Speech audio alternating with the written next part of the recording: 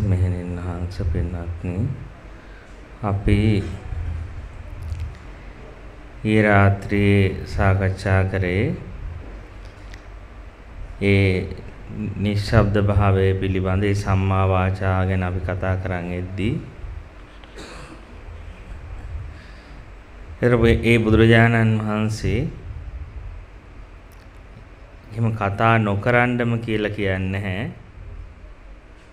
හැබැයි කතා කරනවා නම් ඒක ඇත්තක් වෙන්න ඕනේ. ඒ කියන්නේ සත්‍ය වචනයක් වෙන්න ඕනේ. ඒක කියන්නේ ඒක නොවිච්ච දෙයක් වෙන්නත් බෑ. කියන්නේ අපි බොරුවක් කියලා කියන්නේ වෙච්ච නැති දෙයක් වුණා කියලා කියනවා. වෙච්ච දෙයක් උනේ නැහැ කියලා ප්‍රකාශයක් කරන. ඒතකොට ඒක බොරුවක් වෙනවා. කේලමක් කියලා කියද්දී අපි කතා කරා අපි තව කෙනෙක් බිඳවන අදහසින්. ඒ කියන්නේ අපි කියන්නේ තව කෙනෙක් ගැන කාට හරි ශ්‍රද්ධාවක් තියෙනවා නම් මිත්‍රත්වයක් තියෙනවා නම් ඒක බිඳී යන විදිහට වෙච්ච දෙයක් වුණත් අනවශ්‍ය ලොකු කරලා කතා කරනවා. ඒක හරියට මේ ඔය අසත්පුරුෂයෙක්ගේ ලක්ෂණයක් කියනවා. අසත්පුරුෂයෙක්ගේ ස්වභාවයලු මේ කාගේ හරි පොඩි වැරද්දක් දැක්කත් ඒක ලොකුවට කතා කරලා කියනවා. ලොකුවට කතා කරලා කියනවා ඊළඟට ඒක මහා අපරාධයක් කරා වගේ. ඒ වගේම තමයි කවුරු හරි ලොකු හොඳක් කළත් ඒක නිකන් අපෝ ඒක විශේෂයක් නෑ. ඒක ඉතින් හැමෝම කරන දෙයක් නේ කියලා ඒක හරියට අගය කරන්නේ නැතුව ඒක පහතට දාලා කතා කරනවා. ඒ වගේම තමාගේ අතින් මොකක් හරි වැරද්දක් වුණොත් එහෙම ඒක ඉතින් මේ කියන ඕක මේ එක හංගනවා. ඒ වගේම තමයි තමන්ගෙන් හොඳක් වුණොත් එහෙම දැන් තමන්ගෙන් හොඳක් වුණොත් එහෙම ඒක ඕනොටට දාලා ලොකු කරලා අපි පොඩි දෙයක් කරන්නේ. ඒක මහා ලොකු දෙයක් විදිහට කතා කරනවා. ඉතින් මෙන්න මේක කියනවා අසත්පුරුෂයෙක්ගේ ලක්ෂණ ටික. සත්පුරුෂයා හැම වෙලේම තව කෙනෙක්ගේ ලොකු වැරද්දක් වුණත් ඒක ලොකු කරලා කතා කරන්නේ නැහැ. ඒක යාට වැරද්දක් විදිහට ලොකු කරලා කිව්වට මිනිස්සු අතර ඒක ලොකු විදිහට කේලමක් විදිහට කතා කරන්නේ නැහැ. අර යාව හදන්න ඕන නිසා සමහරට යාට ඒක ලොකු පොඩි වැරද්දක් වුණා ලොකු කරලා කියයි.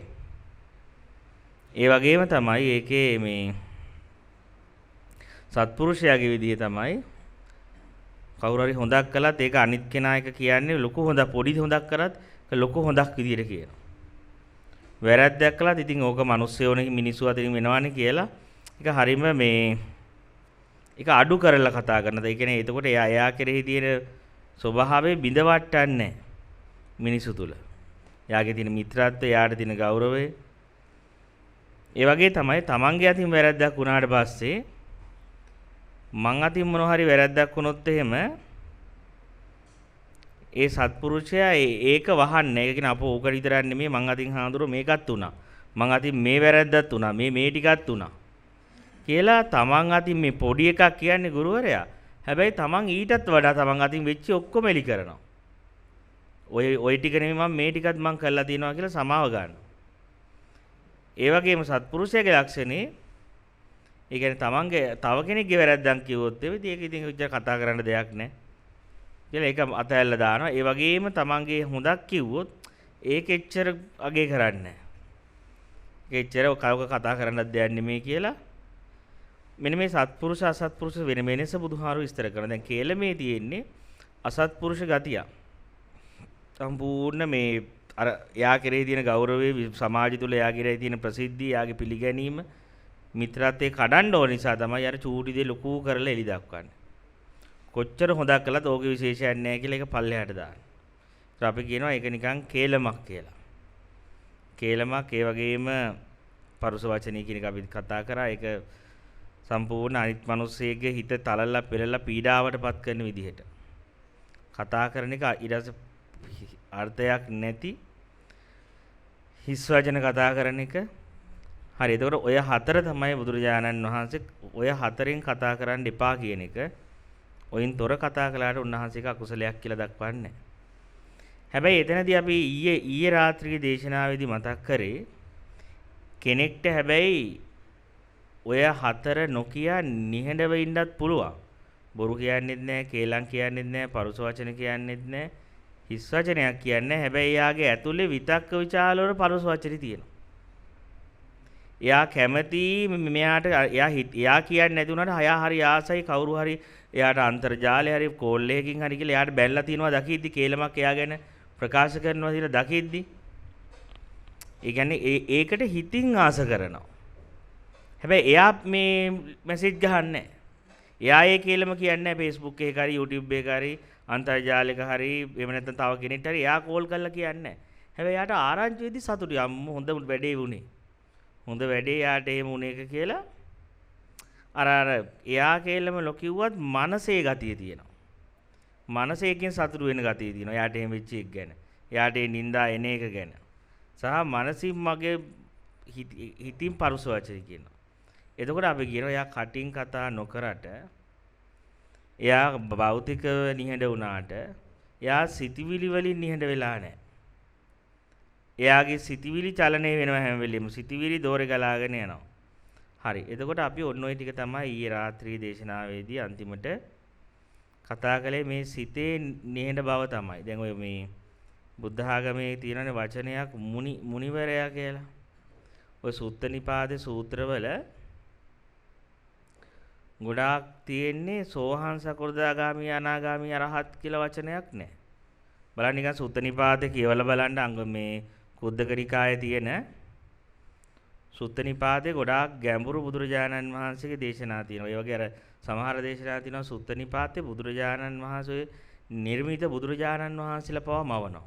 ඔය පුරාභේද සූත්‍රය ගත්තාම ඒ බුදුරජාණන් වහන්සේ නමක් මවලා අහන්න කියන ප්‍රශ්න. එතකොට අර ශ්‍රාවකයන්ට ගැළපෙන විදිහට උත්තර දෙනවා. ඒ වගේ මේ සුත්ත නිපාතේ තියෙන සූත්‍ර අටක වර්ගයේම තියෙන සූත්‍ර හරීම මේ ගම්බීර දේශනා ඒවා. ඒවා ඒ ශුන්‍යතා පටිසංයුත්ත දේශනා. ඒ සුත්ත නිපාතේ තියෙන සූත්‍රවල තියෙන විශේෂය තමයි ඒක ඔය මාර්ගඵල හතරක් පිළිබඳ සාකච්ඡා වෙන්නේ නැහැ. එතන හැවලේම කියන්නේ දැන් සුත්ත නිපාතේ තියෙන බුදුරජාණන් වහන්සේගේ මුල් යුගයේ දේශනා කියනවනේ. බුදුරජාණන් වහන්සේගේ මුල් කාලේ දේශනා තියෙන්නේ. ඒ දේශනාවල තියෙන්නේ හැම වෙලේම මේ මුනි බවටපත් වුණා. ඒ කියන්නේ ඒ දේශනාව ඇහුවා එයා මුනිවරයෙක් වුණා. මුනි. ඒක ඔය තියෙනවා වෙනම සූත්‍රයක් තියෙනවා මුනි සූත්‍රය කියලා. කවුද මේ මුනිවරයෙක් කියලා කියන්නේ? මුනිවරයා කියන්නේ මොන වගේ කෙනෙක්ද? ඊට පස්සේ තව තියෙනවා සූත්‍රයක් ඔය මේ නාලක සූත්‍රය කියලා. ඒ නාලක සූත්‍රයේදීත් කියන්නේ මුනි ප්‍රතිපදාව ගැන. ඔය අපි අහලා තියෙනනේ මුනි ප්‍රතිපදාව කියලා කියන්නේ මෝනෙය ප්‍රතිපදාව කියලා. ඒක බුද්ධ ආගමේ තියෙන වචනයක් මෝනෙය ප්‍රතිපදාව. මෝනෙය පුහුණු කරනවා. මුනි ප්‍රතිපදාව පුහුණු කරනවා. එතන ඇත්තටම මේ දෙන්නේ අර්ථේ මෝනෙය කියලා කියන්නේ මේ නිහඬ බව. නිශ්ශබ්දභාවයේ ප්‍රතිපදාව පුහුණු කිරීම කියන එක. ඒක ඇත්තටම මේ සාමාන්‍ය අර්ථය කියන්නේ අපි කියන්නේ එයා අපි සාමාන්‍ය මිනිස්සු කතා කරන්නේ නැතුව හිටියාමත් මිනිස්සු අහන ඔයා මුනිවත රකින්නවද කියලා. සාමාන්‍යයෙන් ඒ අර මුනිවරයෙක් කිව්වහම මෝනෙය ප්‍රතිපදාව වඩනවා කිව්වහම මේ ඒක සමාජයේ තියෙන අර්ථයක් වශයෙන් මේ කතා නොකර ඉන්න එකට. කවුරු හරි කතා නොකර නිහඬව ඉන්නවා නම් නික්ෂබ්දව ඉන්නවා නම් එයා මුනිවරයෙක්. මුනිවරයෙක් කියන මෝනෙය ප්‍රතිපදාව පුහුණු කරන්නේ. හැබැයි මං අර ඊ අපි දේශනා කිව්වේ මේ නිහඬ බව අපිට ද්වේෂය ඇතුළේ තියාගෙන ඉන්න පුළුවන්. ද්වේෂයෙන් අපිට මුනිවරයෙක් වෙන්න පුළුවන්. ඒ මුනිවරයෙක් වෙන්න බෑ. ඒනට අර කතා නොකර මිනිස්සු ඉන්නේ තරහ වුණාමත් මිනිස්සුත් එක්ක. දැන් මුනිවරයෙක්ගේ ඇතුළේ තියෙන නිශ්ශබ්දභාවයේ පූර්ණ මෛත්‍රියකි. සහ ශූන්‍යතාවකි මමත්වයෙන් තොර කරුණාවෙන් පිරිච්ච නිහඬ බවක් ඒක. ඒ නිශ්ශබ්දභාවය සම්පූර්ණ ඇතුළාන්ත පුද්ගලත්වයෙන් තොර ශූන්‍යතාව පිරීලා තියෙන. පුද්ගලත්වයෙන් තොර ශූන්‍යතාවය. සහ ඒක ඇතුළ සම්පූර්ණ ඒක හරි කරුණාවක්, ඒක හරි ආදරණීය බවක්. ඒක හිස් වුණාට නිහඬ වුණාට ඒක හරි ගැඹුරක්. හරියට නිකන් අර ගැඹුරු මුහුද බලන්නකො නිහඬයි එළියේ. නිහඬ වුණාට ඒක හරි ගැඹුරුයිනේ. වෙරළ සද්ද වුණාට ගැඹුරක් නැහැ. එතකොට අර මුනිවරයෙක්ගේ තියෙන නිහඬ බව මුනිවරයෙක්ගේ තියෙන නිශ්ශබ්දභාවය හරි ගැඹුරු. ඒ ප්‍රත්‍යක්ෂ අවබෝධයක් තුලින් එන නිහඬ බව. සාමාන්‍ය මිනිසෙක් නිහඬ බව යාගේ තියෙන කෙලෙසයකින් එන නුරුස්නාවකින් එන නිහඬ බවක් වෙන්න පුළුවන්. එතකොට දැන් ඔය මේ මුනිවත රකින්නවාද කියන එක එන්නේ ඔය නාලක සූත්‍රයේ තියෙනවා මේ කියන්නේ මෝනීය ප්‍රතිපදාව කියලා පුහුණුවක් තියෙනවා. ඒ මෝනීය ප්‍රතිපදාව ගන්න කෙනා කිසිම කෙනෙක් එක්ක කතා කරන්නේ නැහැ. ඒ කියන්නේ දැන් ඒක ශාසනය ගන්නෙත් එක භික්ෂුවක් විතරයි. ඒක දිගට කරන්නේ මොකද මෝනීය ප්‍රතිපදාව කිව්වම මේකේ කතා කරන්නේ නැතුව ඉන්න විතරයි. තව වැඩ ටිකක් තියෙනවා දැන් මේ ශාසනය තුළ මේ ගෞතම බුදුහාඳුරන්ගේ ශාසනය තුළ ඒ මෝනීය ප්‍රතිපදාව ගත්තේ මේ නාලක හාමුදුරුවෝ. නාලක හාමුදුරුවෝ කියලා කියන්නේ බුදුරජාණන් වහන්සේට අසිත කාලදේවල කියලා මේ අනාවැකි කිව්වනේ. අසිත කාලදේවල අනාවැකි කිව්වනේ අර hina වුණානේ. ඇඬුවානේ ඇඬලා ඒ hina වුණේ යවුවාම කිව්වනේ මෙයා බුද්ධත්වයට පත් වෙනවා අපි කවුරු සාක්ෂාත් කරපු නැති දහමක් සාක්ෂාත් කරලා ඒක දේශනා කරනවා. ඒ නිසා සිනහ වුණා කිව්වා. ඇයි ඊට පස්සේ අහනවා මේ ඇඬුවේ ඉතින් මම ඒ වෙද්දි මං ධානයකට බැඳිලා අසඤ්ඤ සංඥාවකට බැඳිලා මං ඒ අසඤ්ඤ භවයක ජීවත් වෙනවා මට ඒ වචන ඇහෙන්නේ අපි කියන්නේ ප්‍රීස් වෙලා වගේ හරියට. ඒ භවයට ඒ සංඥා ගන්න බෑ. ඒ නිසා මට ඇඬුණා. ඉතින් කොහොම හරි අසිත කාලදේවල මේ අනාවැකියේ කියලා යාගේ බෑන කෙනෙක් හොයාගෙන යනවා නාලක කියන. බෑනට කියනවා මෙන්න මේ වයස වෙද්දී මෙන්න මේ කාලවකවානුව වෙද්දී සිද්ධාර්ථ බෝධිසත්වයෝ බුදු වෙනවා. ඒ වගේම දැන් මේ බුද්ධත්වයට පත් වෙන බීජය ඉපදිලා තියෙන්නේ. පහළ වෙලා තියෙන්නේ. ඒ නිසා ඔබ උන්වහන්සේ වෙනුවෙන් මේ පැවිදි ජීවිතයකට යන්න. ඔයාලා උන්වහන්සේ බුද්ධ වුණාට පස්සේ ඒ ප්‍රතිපදාව ඉල්ල ගන්න. මාර්ගය අහගන්න කියලා දැන් කිව්වට පස්සේ ඊට පස්සේ දැන් මේ නාලක එතකොට නාලක තරුණයා එතකොට බුදුරජාණන් වහන්සේ ඉපදුනා ගමන්ම තමයි උන්වහන්සේගෙන් පැවිදි වෙන්නේ. උන්වහන්සේ ඉපදුනාට පස්සේ ගිහි ජීවිතය අතහරිනවා තාම මේ ඉපදිච්ච ළමෙක් වෙන්නේ. තාම බුදු වෙලත් නැහැ. ගිහි ජීවිතය අතහැරලත් නැහැ. හැබැයි පැවිදි වෙනවා උන්වහන්සේගෙන් වචනය අහන්න. පැවිදිලා කාලයක් ගත කරන ඉතින් උන්වහන්සේ බුද්ධත්වයට පත් වෙලා සත්‍ය අවබෝධ කළාට පස්සේ ගිහිල්ලා නාලක හාමුදුරුවෝ මේ බුදුරජාණන් වහන්සේගේ මුනි ප්‍රතිපදාව ඉල්ල ගන්නවා. මෝනීය ප්‍රතිපදාව. ඉතින් මෝනීය ප්‍රතිපදාව ගත්තට පස්සේ එයා කිසි කෙනෙක් එක්ක නැවත කතා කරන්නේ සහ එක රැයකට වඩා එක තැනක එක කැලේක ඉන්නේ නැහැ. ඒක හරි ටිකක් දුෂ්කර දැන් මම මේ දිගට මේ මෝනීය ප්‍රතිපදාවේ තියෙන ටික කියන්නේ කිව්වොත් අපිට අද මාර්තුකාව කතා කරන්න බැරි වෙනවා. ඒක වෙනම මාර්තුකාවක් කතා කරන්න ඕනේ. මොකද්ද මේ මෝනීය ප්‍රතිපදාව කියන එක. ඉතින් කොහොම හරි උන්වහන්සේ මේ වත ඉල්ල ගන්නවා. වත ඉල්ලගෙන උන්වහන්සේ දිගට මේ අවුරුදු 6යි ජීවත් වෙන්නේ. මොකද මෝනීය ප්‍රතිපදාව ගත්ත කෙනෙක්ට වැඩි කල ජීවත් වෙන්න අමාරුයි. මොකද මේ ජීවිතේ ටිකක් දුෂ්කරයි. මොකද අර එක රැයින් එක තැනකින් ඉඳලා පහවදා වෙන වනාන්තරයකට යනවා. නිහඬව යන නිශ්ශබ්දයි. නිහඬයි. ඒක ටිකක් හැබැයි උන්වහන්සේ අවුරුදු 6ක් ඇතුළත සත්‍ය අවබෝධ කරලා පිරිනුවම් පානවා. ඉතින් එතකොට උන්වහන්සේ ඇත්තට මේ මෝනීය ප්‍රතිපදාවේ ගැඹුරටම කතා කරොත් ඒක භෞතිකව නිහඬ වීමක් ගැනම නෙමෙයි මේ බුදුජානක වහන්සේ උගන්වන්නේ. ඒ කියන්නේ මුනිවරයෙක් කියන්නේ ඒ කියන්නේ එයාගේ කිසිම සිතිවිල්ලකින් හෙලවෙන්නේ නැති බව. එයා ගමන් කරලා තියෙනවා නිහඬ බවකට නිශ්ශබ්ද භාවයකට අභ්‍යන්තර. එයාගේ ඇතුළාන්තයේ තියෙන නිහඬ බවකට නිශ්ශබ්ද භාවයකට එයා අතුරුදහන් වෙලා. එයාගේ අභ්‍යන්තරයේ තියෙන නිහඬ භාවයට අතුරුදහන් වීම නිසා එයාගේ සිත කොයිලාවකවත් ඒ සිතිවිලි වලින් හෙලවෙන්නේ නැහැ. සිතිවිල්ලකින් චලනයටපත් වෙන්නේ නැහැ. දැන් සාමාන්‍ය මිනිස්සු හිතවිලි වලින් කම්පණය වෙනවානේ. සිතිවිලි වලට අහු වෙනවානේ. සිතිවිලි වලට බැඳෙනවානේ. බැඳිලා අහු වෙලා කම්පණය වෙනවා. හැබැයි අර මුනිවරයෙක් උන්වහන්සේගේ නිශ්ශබ්දභාවයේ ගැඹුරට ගිහිල්ලා තියෙනවා.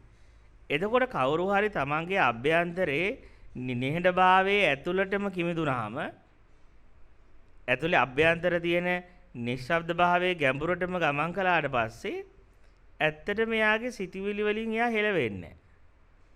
සිතිවිලි වලට බැඳෙන්නේ නැහැ. හිතිවිලි වලට බැඳීමක් නැහැ කියන්නේ යාට කාටවත් බැඳීමක් නැහැ.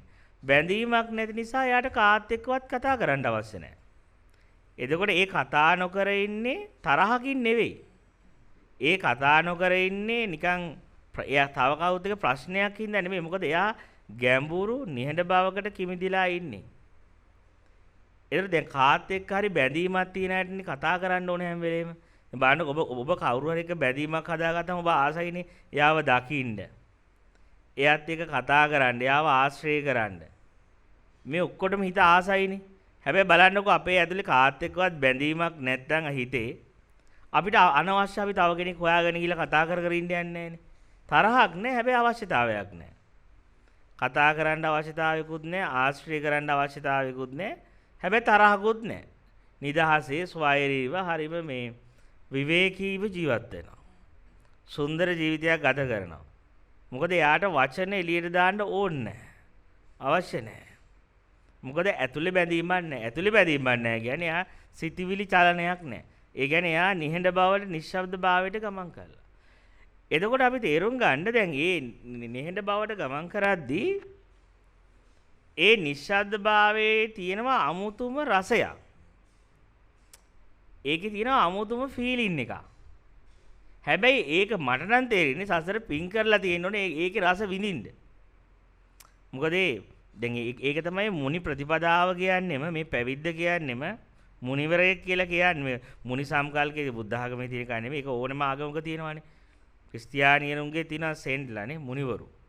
එයාලගේ මුනිවරු ඉන්නවා මුස්ලිම් අයගේ, සූෆි අයගේ, හින්දු අයගේ මේ හැම දර්ශනයක් ඇතුළෙම මේ මුනි සංකල්පේ තියෙනවා.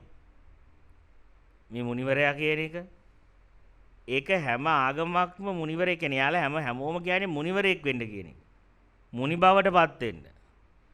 මුනි ස්වභාවය ප්‍රත්‍යක්ෂ කරන්න. එතකොට ඒ කියන්නේ මේ මුනි ස්වභාවය කියලා කියන්නේ සම්පූර්ණ නිහඬතාවයේ බවට පරිවර්තනය වෙන්න කියලා. නිශ්ශබ්ද භාවයේ බවට නිශ්ශබ්ද භාවය තුළ අතුරුදහන් වෙන්න. ඒක තමයි මේ මුනි කතාවේ උගන්වන්නේ. ඉතින් එතකොට දැන්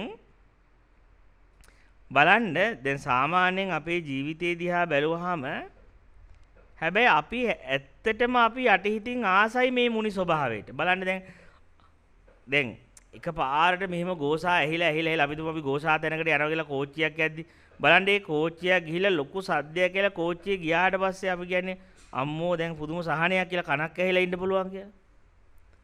ඒ කියන්නේ අපි ආසයි ශබ්ද නැති බවට. නිහඬ බවට අපි යටිහිතින් ප්‍රේම කරනවා. ඒ කියන්නේ ඒකට අපි ආසයි. ඒ කියන්නේ දැන් බලන්නකෝ දැන් මේ අර වැල්ඩින් කරනවා මේව කරනවා.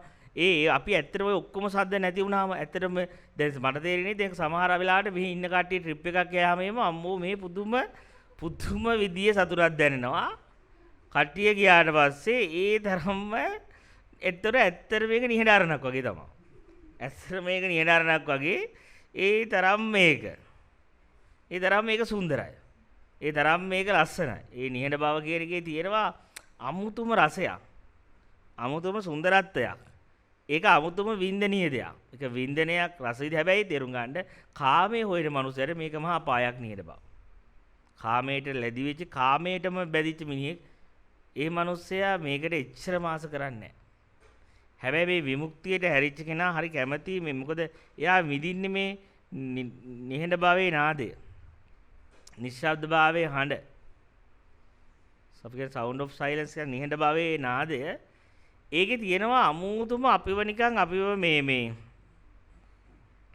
අපිව ආයෙ පාරක් අපේ මුළු ශරීරේම නිකන් අලුත් කරන ගතියක්.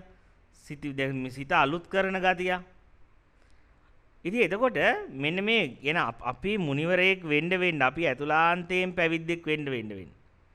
අපි ඇතුළාන්තයෙන් මුනි බවට අපිපත් වෙන්න අපිට තේරෙනවා අපි නිහඬ බවට ප්‍රිය කරන බව. නිශ්ශබ්ද භාවයට ප්‍රිය කරන බව. ඒකට අපි ආස බව. ඉතින් එතකොට හැබැයි මං කියන්නේ හැබැයි ඒක ටික ටික අපිට තේරෙනවා භෞතිකවත් බලන්න අපි ඇත්තටම බලන්නකො හෝන් ගහලා හෝන් නතර වුණාම තියෙන සනීපේ. පාරේ යද්දි. ඒ කියන්නේ අපි ඒකට අම්මෝ එකට කරච්චලේ නතර වුණා වගේ. ඒ කියන්නේ මෙන්න මේ වගේ දැන් හැබැයි ඔය දැන් සමහර සංගීත වලත් අපි කැමතිනේ නිකන් අපිව සයිලන්ට් කරන සින්දු වලට හැබැයි සමහර අය කැමති කරච්චල් සින්දු වලට. සමහර අයට ඒක දිගට කන අවුල් කරගන්න ආසයක් තියෙනවා. හැබැයි ඔය අතරේ ඉන්නවා අපි කියන්නේ සම්භාව්‍ය සංගීතය අහන අය. එයාලා මේ කියන නිහඬ බවට කැමති. ඒ සමහර සිම්පනි තියෙන්නේ සම්පූර්ණ අපිව නිකන් සයිලන්ට් එකට ගෙනියන. නිහඬ භාවයට ගමන් කරන. ඒකට අපි කැමති වෙන්න පටන් ගන්නවා. ඒ හේතුව තමයි ඒ හේතුව අපේ ඇතුලේ ඒ කියන්නේ අපේ අභ්‍යන්තරයේ තියෙන්නේ මේ නිහඬ බව තමයි. ඒ නිශ්ශබ්ද භාවයේම තමයි නිවන කියලා කියන්නේ. කියන්නේ මේ මුළු විශ්වයේම තියෙන එකම නිහඬ බව. එකම නිශ්ශබ්ද භාවයක් තමයි මේ හැම තැනම තියෙන්නේ. අපේ මනස ගෝසාකාරී හින්දා අපිට නිහඬ භාවයෙන් හඬ ඇහෙන්නේ. අපේ මනස කලබල වැඩි. මනස ගෝසාකාරී වැඩි. ඒ ගෝසාකාරී මනසට ඒ නාදය ඇහෙන්නේ. නිකන් ඕන දැන් ප්‍රැක්ටිස් කරලා උනත් බලන්නකො පොඩ්ඩක් එළිය තියෙන නිහඬ බව ගැන අහන් ඉන්නකො මොකද දැනෙන්නේ කියලා බලන්න. අපි පොඩි වෙලාවකට ඕනයි ප්‍රැක්ටිස් එක කරලා බලමු එළියේ තියෙන නිශ්ශබ්ද භාවය ගැන අහන් ඉන්න. සද්ද ඇහි ගණන් ගන්න බෑ අපි එළියේ තියෙන නිශ්ශබ්ද භාවය ගැන අහන් ඉන්න. විශේෂයෙන් සද්දයකට ફોකස් කරන්නේ නැතුව නිකන් සද්ද ඇහි හැබැයි එළියේ තියෙන නිශ්ශබ්ද භාවය ගැන ඔය අහන් ඉන්නකො. බලන්න මොන වගේ අත්දැකීමක්ද දැනෙන්නේ කියලා එතකොට. හිතන්න යන්න එපා. හිතන්න යන්න එපා නිහඬ බව ගැන. මේ තියෙන්නම නිහඬ බව තමයි. අහගෙන ඉන්න.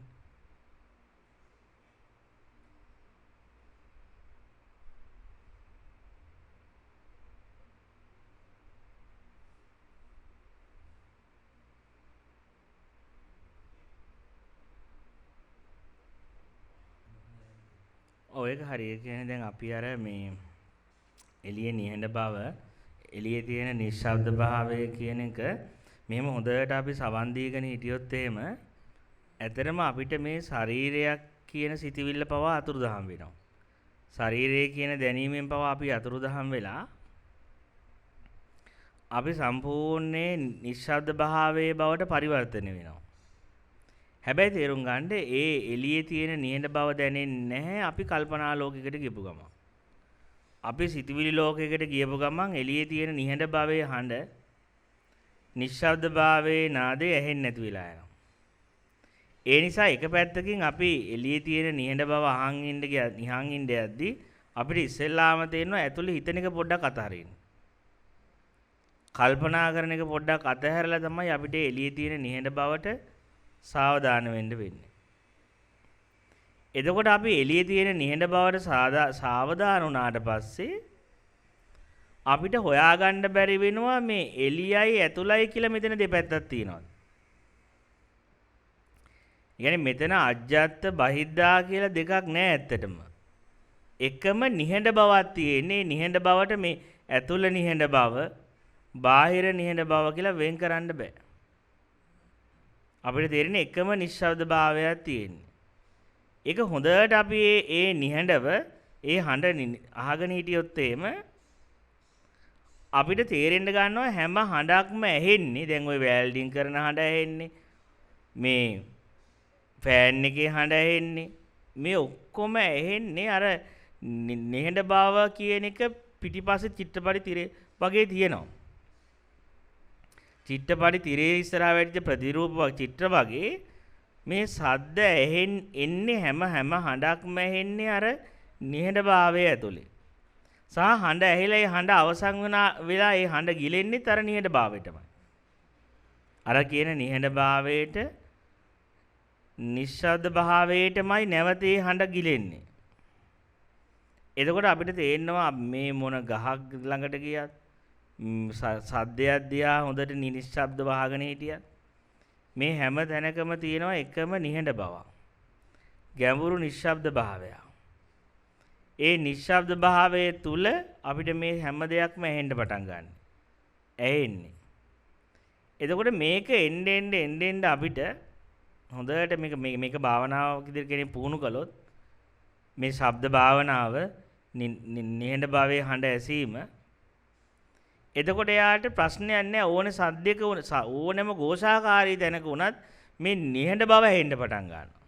දැන් අපිට ഘോഷාකාරී භාවයේ නිහඬ බව ඇහෙන්නේ නැති අපි ඔළුවේ දාගෙන ඉන්නවනේ. අපෝ මේ සද්දත් එක්ක බෑ මට නිශ්ශබ්ද භාවය අහන් ඉන්න කියලා. අර ඒ සද්දෙට එක්ක ගැටෙන්න යනවනේ ප්‍රතික්‍රියා දක්වන්න යනවනේ. අපෝ මට භාවනා කරන්න අමාරුයි මේ සද්ද වැඩි. අර සද්ද වැඩි, ෆෑන් සද්ද වැඩි, ඔල්ලෝසු කට්ට කරගෙන සද්ද වැඩි. අනම්මනම් කියලා ගැටෙන්න ගියොත් ඒක අහන්න හම්බෙන්නේ නැහැ.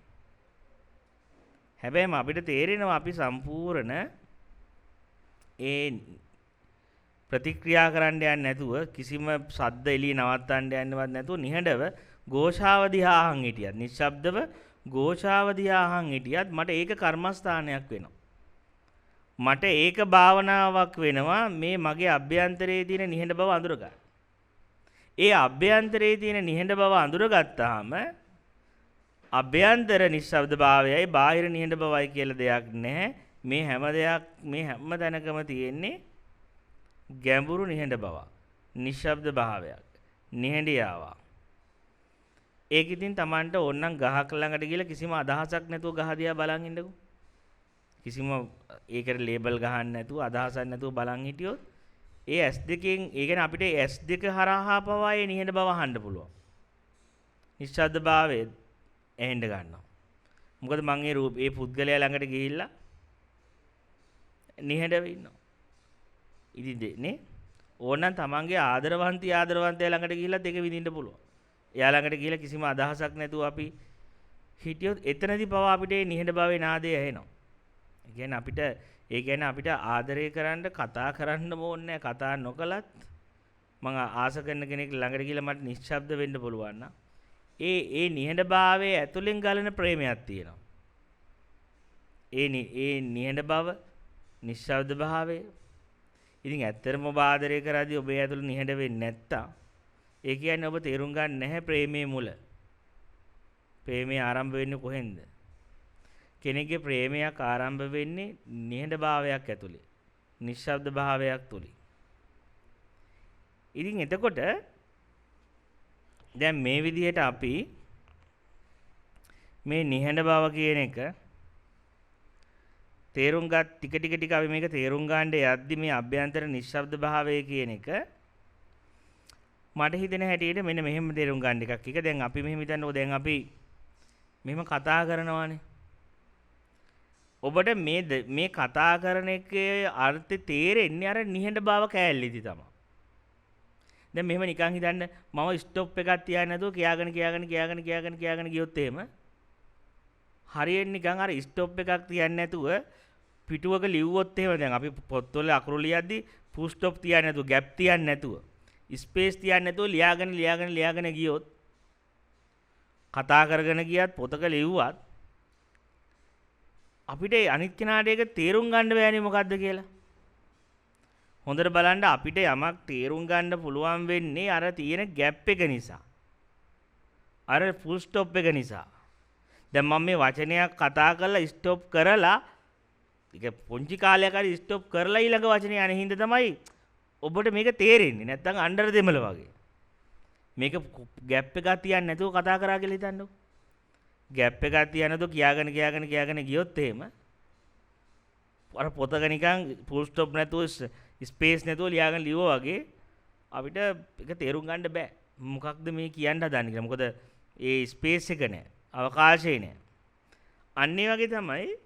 ඒ කියන්නේ මේ ඇත්තටම අපි යමක් තේරුම් ගන්න යම් අවකාශයකදී. යම් ස්පේස් එකක් ඇතුලේ. මොකක්ද ඒ කිව්වේ? මොකක්ද ඒ කරේ? මොකක්ද ඒ කිව්ව දේශනාව පවා තේරෙන්නේ ස්පේස් එක ඇතුලේදී. හැබැයි අපිට නිකන්වත් හිතෙන්නේ නැහැනේ ස්පේස් එකේදී මට යමක් තේරෙන්නේ කියලා. ස්පේස් එක තුලයි මම යමක් තේරුම් ගන්න කියලා. ස්පේස් එක තුලින් තමයි මේ වචනේ මොකද්ද කියලා මම හඳුනගන්නේ කියලා. ඒක අපි නිකන්වත් අපිට හිතෙන්නේ නැහැ අපිට මේ ગેප් එක නිසායි මෙච්චර දෙයක් තේරෙන්නේ කියලා. ඒ වුණාට හොඳට බැලුවොත් තේරෙයි ગેප් එක තිබ්බේ නැත්නම් ස්පේස් එක තිබ්බේ නැත්නම් අපිට දෙයක් තේරුම් ගන්න බෑ.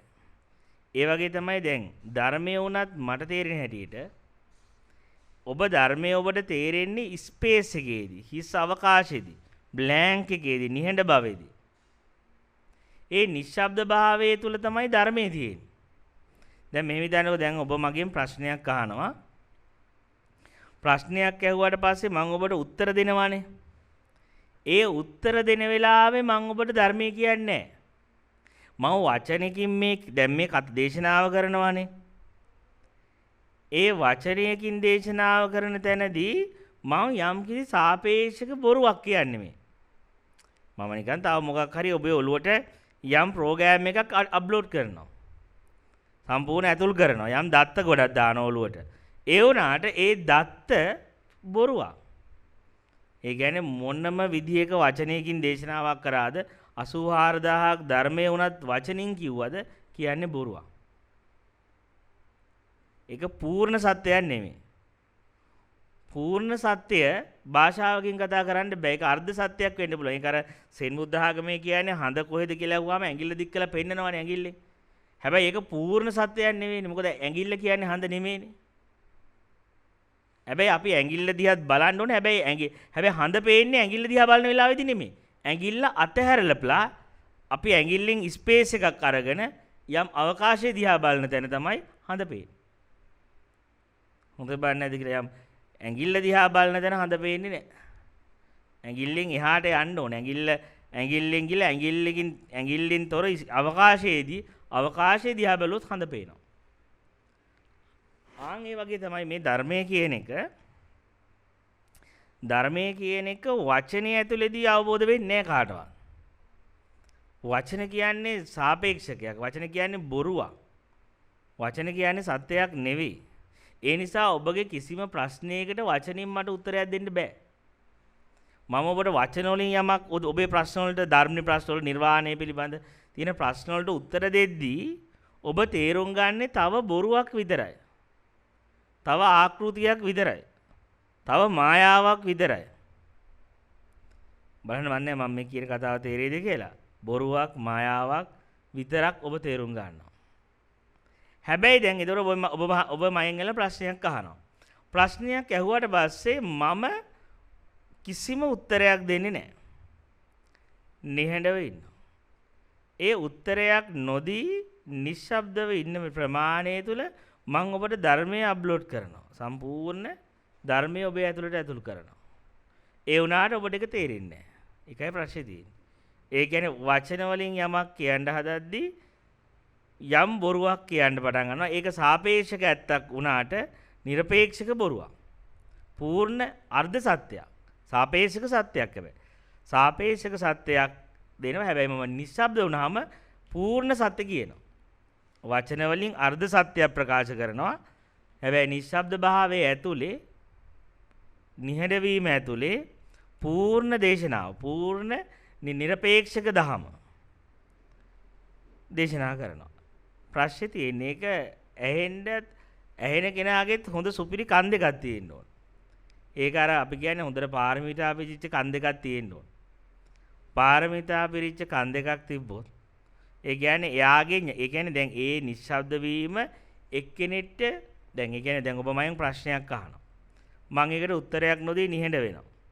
නිහඬ භාවයට ගියාට පස්සේ මෝඩ මිනිස්සෙක්ට පින නැති කෙනෙක්ට ඉතින් මේ හාමුදුරුවෝ මට උත්තර දුන්නේ නැහැ නේ කියලා බැන යනවා.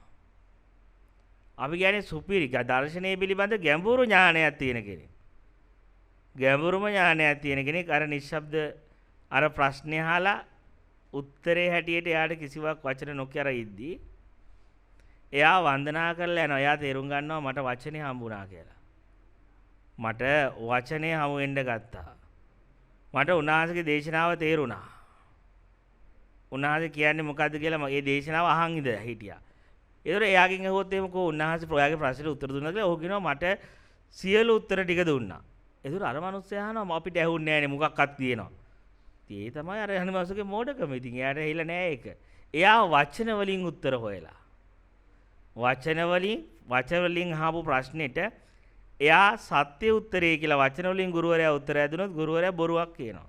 හැබැයි ගුරුවරයා නිහඬ වුණොත් නිශ්ශබ්ද වුණොත් එතකොට එයාට උත්තරේ කියනවා. එතකොට දැන් සරලව තේරුම් ගන්න ඔබ අහන ඕනෑම ප්‍රශ්නයකට මම උත්තර දෙන හැම වෙලාවකම ඔබට උත්තරයක් දෙන්නේ නැහැ. ඔබ වටේ යවනවා, කඩේ යවනවා. හැබැයි ඔබට උත්තර නොදෙන හැම තප්පරයකින්ම මම උත්තර නොකියන හැම තප්පරයකම ඉඳන්ම හැම මොහොතකින්ම මම ඔබට උත්තර දෙනවා. තව වචනයකින් කිව්වොත් මා ඔබත් එක්ක කතා කරන හැම වෙලාවකම කතා කරන්නේ නැහැ. කතා නොකර සිටිනවා. හැබැයි ඊට පස්සේ ඔබ මම එක්ක කතා කරන එක නවත්තලා නැගිටලා යනවානේ. ගියපු වෙලේ ඉඳලා මම ඔබත් එක්ක කතා කරනවා. මම දන්නේ ඒක තේරෙනවද බලන්න මම කියන කතාව තේරෙනවද කියලා. ඔබ මමත් එක්ක එනවා කතා කරන්න ධර්මයේ හරි ඕනම දෙයක්. එතකොට මම ඔබ එක්ක කතා කරන එක නතර කරනවා.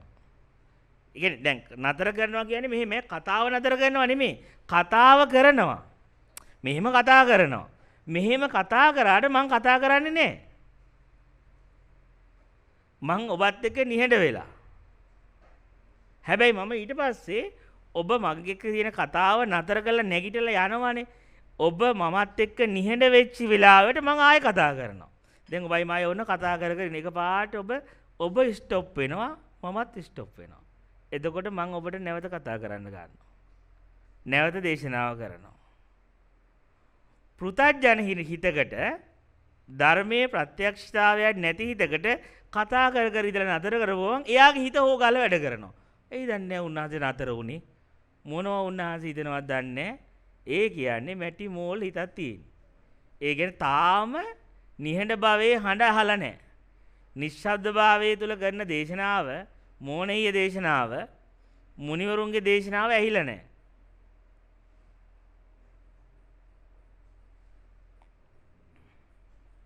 ඒ කියන්නේ මුනි දේශනාව පවතින්නේ වචන නතර කරපු දැන. වචනේ අග. වචනේ කෙලවර ඉඳන් තමයි මුනිවරු කතා කරන්නේ. භාෂාවේ කෙලවර ඉඳලා. භාෂාවේ කෙලවර වචනේ කෙලවර ඉඳන් දේශනාව කරනවා. ආයේ දේශනාව පටන් ගත්ත වෙලේ ඉඳලා දේශනාව නවත්තනවා. දැන් අපි හිතන් ඉන්නේ අනිත් පැත්තේ අම්මා උන්වහන්සේ 9ට තමයි දේශනාව කරන්නේ. මං කියන 9ට තමයි දේශනාව නවත්තන්නේ. නවත්තලා විකාර ටිකක් කතා කරන්නේ. බොරු ටිකක් කියන්නේ. 9 තමයි දේශනා නොකරන වෙලාව. හැබැයි ආයෙ 10 මාර ඉඳලා ආයෙ දේශනාව කරන්න පටන් ගන්නවා. ආයෙ ඊළඟ එක පටන් ගන්නකම්. ආයෙ බණ කියනවා. ආයෙ ධර්මයේ කියනවා. ආයෙ ශුන්‍යතා දර්ශනේ කතා කරනවා. මම දන්නේ ඔබ මේකේ තේරුම් ගන්න මේ කියන කතාව මොකද්ද කියන එක. ආයෙ කට ඇරපු වෙලේ ඉඳලා ආයෙ නතර කළා දේශනාව. අද එතකොට බණ කියන්නේ. ඉතින් එතකොට බලන්න දැන් උදේ පැය දෙකක් බණ කියනවා. ඒ තමයි නොකියන ටයිම් එක. ඒ වෙලාවේ බණ කියන්නේ. ආයෙ රැයට බණ කිව්වොත් ආයෙ බණ කියන්නේ. ආයෙ බණ නොකිය නතර කරපු ඉතින් ආයෙ දේශනාව. එළිය වෙනකන් කතාව. ඉතින් එළිය වෙනකන් කතාව සිද්ධ වෙන්න පටන් ගන්නවා. ඉතින් ඔබට බලන්න මේ ඉංගිය ඔබට තේරුම් ගන්න පුළුවන්ද කියලා. ඒ කියන්නේ ප්‍රශ්න වලට උත්තර දෙන හැම වෙලෙම ඔබට උත්තර දෙන්නේ රවට්ටනවා. උත්තර නොදෙන හැම මොහොතකම ඔබේ ප්‍රශ්න වලට ඔබට අත්‍යවශ්‍යම උත්තරේ දෙනවා. ඔබේ සියලුම ප්‍රශ්න වලට. ඔබේ සියලුම ගැටලු වලට උත්තරේ තමයි එතන තියෙන්නේ. එතන තමයි කියන්නේ හරිම නිර්වාණ පරිසංගත දේශනාව. හරිම ශුන්‍යතා දේශනාව. හරිම මොහොත ගැන කතා කරන දේශනාව. මොහොත ගැන උගන්වන දේශනාව. ඒක ප්‍රැක්ටිකල් දේශනාවක්. ඉතින් ඒ නිසා ඒ ශිෂ්‍යයාට ගුරුවරයා කතා කරද්දි කතා කර යනවා. ගුරුවරයා නිහඬ වෙච්ච ගමන් අරයටත් ඒ මට්ටමෙන් මෙයා නිහඬයි නා. එයාට ඊළඟට උන්වහන්සේ ඇයි දන්නේ කතා නොකර ඇයි දන්නේ මොකොත් නොකියන්නේ කියලා ප්‍රශ්නේ ඉන්නේ නැත්තම්. ඒ කියන්නේ එයාත් ගුරුවරයාගේ හදවතයි දෙකම එකක් වෙලා. ඒ දෙකම එක හાર્ට් එකක් වෙලා. ආයෙ කතා කරන්න තැන ඉඳලා අහන් ඉන්නවා. ආයෙ නිහඬ දැවුණා ඉතින් ප්‍රශ්නයක් නැහැ. ඒ වචන ඉවර වෙද්දී එයාගේ හිතත් එහෙම ඉවර වෙනවා. වචන ඉවර වෙද්දී එයාගේ හිතත් එහෙම ඉවර වෙනවා. සිතවිලි ආයෙ වැල් යන්නේ නැත්තම් අපි කියනවා එයාට මේ දේශනාව තේරෙන්න පටන් අරන්. එයාට මේ ඉගැන්වීම එයාට දැන් ඒ කියන්නේ එයා දෙකම ගුරුවරයයි එයයි සබාදාමයි මේ ඔක්කොම එකක් වෙලා. මොකද එයාට සද්ද ඇහෙනකන් අහන් ඉන්න. නතර වුණාම නතරයි. ආයෙදී අහනවා. එතකොට ඒ කියන්නේ එයාගේ හිත සද්ද ඉවර වෙද්දී එයාගේ හිතත් ඉවර වෙනවා නම් ඒ කියන්නේ ඉච්චරයි. අන්න ඔතෙන් තමයි ඒ කියන්නේ අපි පත් වෙන්නේ නිසා තේරුම් ගන්න. එතකොට මේ දේශනාවේ නෙමෙයි අපිව පරිවර්තනය වෙන්නේ. අපිව පරිවර්තනය වෙන්නේ දේශනාවේ තියෙන ગેප් එක ඇතුළේදී. හැබැයි කාටවත් තේරෙන්නේ නැහැ ඔබ ગેප් එකක් ඇතුලේ පරිවර්තනය කරනවා කියලා හොයන්න බෑ ඒක. අපි හිතන්නේ වචන වලින් ඔබ වෙනස් වෙලා ගියා කියලා. වචන අතර තියෙන ગેප් එකේදී ඔබ වෙනස් වුණා. ગેප් එක ඇතුළේදී ඔබ පරිවර්තනය වුණා. ඒ වචනේ ඔබව ගෙනිච්ච ලොකු ඩීප් ગેප් එකකට. ගැඹුරු බ්ලැන්ක් එකකට. ඒ බ්ලැන්ක් එකේ ඔබ පරිවර්තනය වෙන්නේ. හැබැයි ඔබ හිතන්නේ වචනෙන් පරිවර්තන වුණා. ඔබට හිතෙන්නේ එහෙම. හිතුණට ඇත්ත වෙන එක. ඇත්තම ඇත්ත කතාව පරිවර්තනය වීම සියල්ල සිද්ධ වෙන්නේ වෙන තැනකදී. වෙන පිරිසකින් වෙන කෙනෙක්ගේ ඇතුලේ. ඒ වුණාට ඔබට ඒක තේරුම් ගන්න බෑ. තේරුම් ගන්න බෑ කියන එක හරියට මේ උදාහරණයක් මම කියන්නකො මෙහෙම එකපාරට අපි හිතමු කවුරු හරි කෙනෙක් මේ ඒ කියන්නේ ඔන්න දැන් ඔබේ අම්මා තාත්තා හරි ඔබව නලෝ ඉන්නවා. දැන් ඔබේ ලොකු ඔපරේෂන් එකක් කරන්න ඕනේ මොලේ. මොලේ ඔපරේෂන් එකක් කරන්න ඕනේ. ඊට පස්සේ මොකද කරන්නේ? අම්මා දැන් ඔබ කැමති නෑ එහෙම දොස්තර ගෙදරට එනවට. දොස්තරලා ගෙදරට එනවට කැමති නෑ. මොකද ඔබ කරන්නේ මොකද අම්මා උරතල් කර ඉන්න ගමන් නිර්වින්දනය කරන ඉන්ජෙක්ෂන් එකක් ගහනවා. ඉන්ජෙක්ෂන් එක ගැහුවට පස්සේ ඔබට නිින්ද යනවා. ඔබ නිින්ද ගියාට පස්සේ අන්න අර දොස්තරලා ටික ඇවිල්ලා දඩබඩ ගාලා මොලේ ඔපරේෂන් කරලා අනම්මනම් කරලා ඔක්කොම කරලා ගිහිල්ලා ඊට පස්සේ ඔබ නැගිටිද්දී ඔබට සනීපයි. ඒතර ඔබ හිතන්නේ අර අම්මා මගේ ඔළුව අත ගාලා ඉන්න එකෙන් මං සනීපුණා වගේ කියලා. නෑ අර දොස්තර ඇවිල්ලා ඔපරේෂන් එකක් කරා.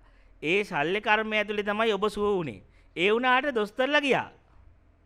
ආන් ඒ වගේ තමයි ඔබගේ බ්ලැන්ක් එක ඇතුලේදී ඔබ සුවපත් වෙනවා. ඔබගේ නිශ්ශබ්දභාවය ඇතුලේ ඔබේ ප්‍රශ්නට උත්තර හම්බ වෙනවා. ඔබේ ඇතුලේ දාහේ නිවෙනවා. ඔබේ ගැටලුව සුද්ධ කරනවා. ඒ වුණාට ඔබට තේරෙන්නේ නැහැ එතනදී යමක් වුණා කියලා. ඔබ හිතන්නේ නැහැ අර අම්මා තමයි මාව මේ ඔළුව අත ගාලා සුවපත් කළේ කියලා අම්මට ගරු කරනවා ප්‍රශ්නයක් නැහැ. එනට සුව කළේ ડોක්ටර්. ආන් ඒ වගේ තමයි මේ ධර්මයේ ඇහෙද්දී අපිට හිතෙන්නේ වචන වලින් සුවපත් වෙනවා නෑ. වචන ඔබව ගැඹුරු නිහඬියාවකටපත් කරනවා. ඒ නිහඬියාව ඇතුලේ තමයි ඔබේ තියෙන සම්පූර්ණ ඇබ්බැහි වලින් සුද්ධත්වයට ගමන් කරන්නේ. පාරිශුද්ධත්වයට යන්නේ. එතකොට ඒ වුණාට අපිට ඒක හරියට ඒ කතාව තේරෙන්නේ. ඒ නිසා අපි හිතනවා මේ භාවනා කරද්දී මේ නිහඬ බව මොකටද මේ නිහඬ වෙන වැඩක් තියනවද මේක? මේ බ්ලැන්ක් වෙලා ඉන්න එකේ මොකද තේරුම? මේක නිවන් දකින්න පුළුවන්. ඒ කියන්නේ අපිට තේරෙන්නේ මේ භාවනා කරගෙන ගිහිල්ලා මේ එන හිස් අවකාශය ඇතුලේ තමයි ඔබව සම්පූර්ණ ශල්‍ය කර්මයට භාජනය වෙන්නේ. ඔබව සම්පූර්ණ සුද්ධ කරන්නේ, ආයෙ රීෆ්‍රෙෂ් කරන්නේ. බලන්න රැයට නිින්දෙදී අපි බ්ලැන්ක්නේ. බලන්න උදේ නැගිට්ටාම දෙන්න සනීපේ. ඒ බ්ලැන්ක් එක ඇතුලේ අපිට යමක් වෙලා නිින්දෙදී. හැබැයි අපිට තේරෙන්නේ අපි හිතන අපරාධ නිකන් මොන නිදිය ගත්තද දන්නේ නැහැ. අඩි නිින්ද හින්දා තමයි මෙහෙම අපි අද හොඳට නැගිටලා ඉන්නේ දැන්. ඒ බ්ලැන්ක් එකට අපි ගියේ නැත්තම් හිතන්නේ ඒ බ්ලැන්ක් එකට අපි ගියේ නැත්තම් අපි මෙහෙම ප්‍රෙෂ් ගතියක් උදේට දෙන්නේ බලන්නකො හොඳට නිදි මරුවාට පස්සේ උදේට ඇඟත් එක්ක අමාරු හැබැයි හොඳ සැප නිින්දක් ගියාම හෙන බ්ලැන්ක් එකට ගියාට පස්සේ බලන්න රීෆ්‍රෙෂ් වෙලා එන හැටි අපිව හොඳ නිදිය ගත්තට පස්සේ පැය 7ට අපිට ෆිට එකක් එනවා හරීම එතකොට මේ බලන්න මොකක් හරි දෙයක් අර නිින්දෙදි වෙලා තියෙනවනේ අර නිින්දෙදි අපිට තේරෙන්නේ නැති මොනවා හරි දෙයක් වෙලා තියෙනවා ඒක හැබැයි අපිට තේරෙන්නේ මම බුදිය ගත්ත අපරාධි කාලකන්ණි වැඩක් කරගත්තා එහෙම කියන්නේ හොඳ නෑ නිින්දට නේ නිින්ද කියන්නේ ලේසි පාසු එකක් නෙවෙයි ඒක නැති වුණොත් එහෙම අපේ ඔක්කොම දෛනික ක්‍රියාකාරකම් අවුල් වෙනවා අපේ ඔළුවත් කචල් වෙලා යනවා අපේ සිස්ටම් එක අවුල් වෙලා යනවා ඒ හින්දා නිින්දට ලේසියෙන් අපහාස කරන්න හොඳ නෑ කවුරු නිින්ද කියන්නේ සම්පූර්ණ ඒක අඩුම ගානේ පැය 8ක්වත් දවසට දෙන්න ඕන එක ඒක අඩු කරන්න හොඳ නෑ වැඩිපුර මොකද ඒක අඩු කරගත්තේම අපේ දෛනික සිස්ටම් එක අවුල් වෙලා යනවා ඒ වගේ තමයි ওই භාවනාවේදී කියන්නේ බ්ලැන්ක් එකක් ඔය නිහඬ බායි ඒක ඇතුලේ තේරෙන්නේ නැති විතරයි මමත්වයට තේරෙන්නේ නැහැ මොකද්ද වෙන්නේ කියලා. නින්දෙදි මොකද්ද වෙන්නේ කියලා මම යට තේරෙන්නේ මම නෑ නේද හොයාගන්නේ මම දන්නේ මොනව වෙනවද කියලා. ඉතින් අපි හිතනවා මේක බොරු වැඩක් නේ අයියෝ මොකද්ද මේ ඔහේ භාවනා කරනවා කියලා කරන දේකුත් නෑ මං ඔහේ ඉන්නවා වගේ අපි ඒක පහත් කරනවා වටින්නම දේ. උතුම්ම දේ වටිනම දේ අපි හිතනවා මොනවා හරි මේ හිතලා කරන එක ඇතුලේ තමයි මොනවා හරි තියෙන්නේ කියලා. හිතලා දඟලන එක තමයි ඇතුලේ තමයි මේ හිතලා මොනවා හරි කල්පනා ලෝකයකට ගිහිල්ලා ප්ලෑන් කරලා විභාග ලියලා ඔළුවේ සිතුවිලි ගොඩක් පුරවගෙන ඒක ඇතුලේ මොනවා හරි අලුත් නිර්මාණ කරන ඕක තමයි ජීවිතේ දියුණුව කියලා. නැහැ.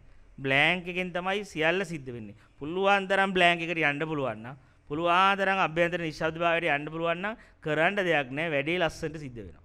වෙන්න ඕන ටික ලස්සනට ඇතුලින් අපි හිතනවා නෑ නෑ ඒව නිහඬ බව වැඩක් නෑ මොනවා හරි මම හිතලා නිවන අවබෝධ කරන්න ඕනේ. මම මොනවා හරි කල්පනා ලෝකයට ගිහිලා අවබෝධ කර මොනවා හරි පටිසමුප්පන්න වශයෙන් හිතුවාම හම්බෙන්නේ.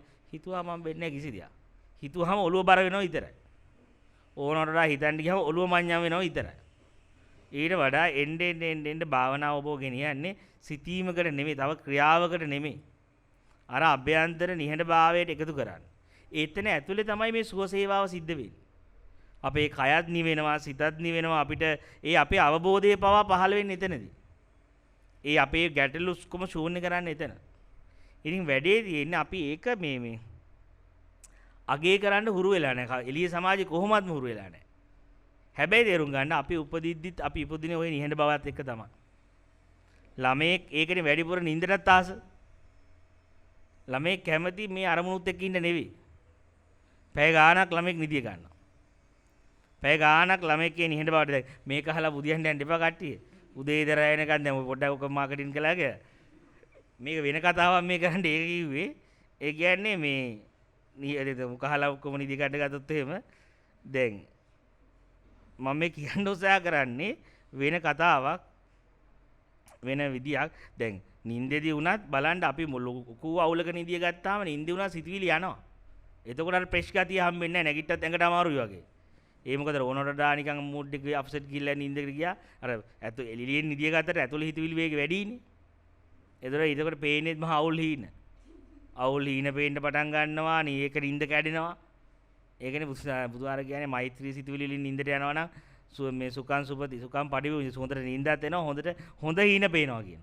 ඔළුව අවුල්ලා බය වෙන හීන එන්නේ නැහැ. සුඛං සුපති සුඛං පටිපුංජති නපාපකං සුපිනම් පස්සති කියලා කියන්නේ. ඉතින් එතකොට දැන් අපි දැන් මෙහෙම අපි තුමු අපි මේ සයිලන්ට් එකට ගිහිල්ලා අපි උපදිද්දිම මේ සයිලන්ට් එක නම් අපේ තිබ්බේ මේ නිහඬභාවය ඇතුලේ නම් අපි හිටියේ. එහෙනම් අපි මේ නිහඬභාවය අපෙන් ඈත් උනේ ඇයි? අපි ඒක හොයාගන්න බෑ ඊට පස්සේ. මේ නිහඬභාවයේ හඬ මට නොඇසී ගියේ ඇයි?